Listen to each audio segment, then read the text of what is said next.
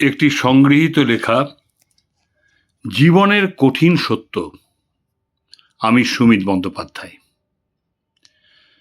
যদি এসেছি তবে যেতে তো হবেই।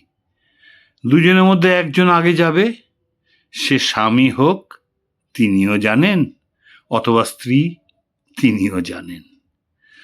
স্বামী চিন্তিত থাকেন স্ত্রীর জন্য।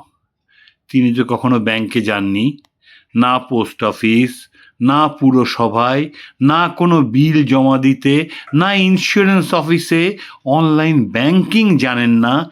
এসব কিভাবে সামলাবেন তিনি? স্ত্রীও চিন্তিত স্বামীর জন্যে। সকালেই এলাচ আদা চা চাই তার সঙ্গে নাইস বিস্কুট না হলে সকালের হাঁটা অসম্ভব। ফিরে এসে গরম জল খাবার চাই, তার জামা কাপড়ও খুঁজে পাওয়া দায়।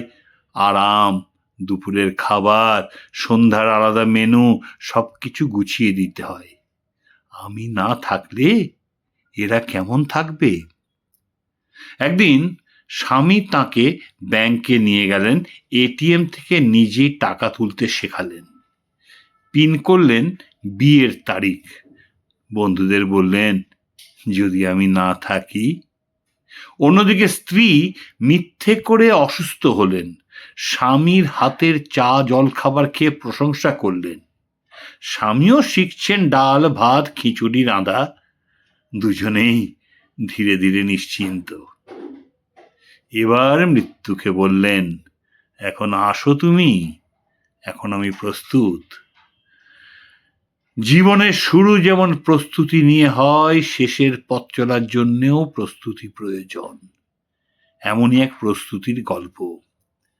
বার্ধক্যের নাম যে যেমনই দিক।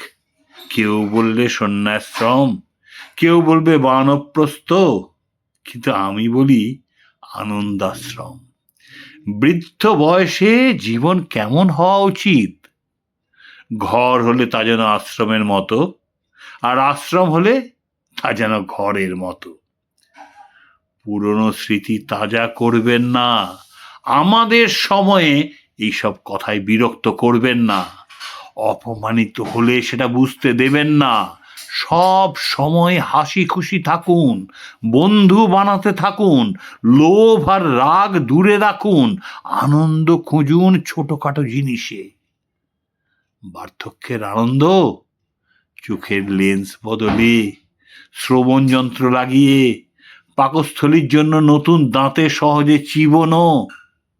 পার্কে হাঁটতে যান, মন্দিরে গিয়ে গান গাও, নাটক দেখুন, নাতি নাতনির সঙ্গে সময় কাটান। যেখানে ভালো লাগে, কাছে দূরে কোথাও ভ্রমণে বেরিয়ে পড়ুন। যদি সময় পান গান করুন, একলা নাচুন। কেউ দেখলে বলবেন, ওটা তো যোগ ব্যায়াম। শেষ কথা, স্বাদ নিয়ে, আনন্দ নিয়ে একদিন পাকা পাতার মতো নিঃশব্দে ঝরে পড়ুন। সমস্ত প্রবীণদের প্রতি আমার এই বার্তা।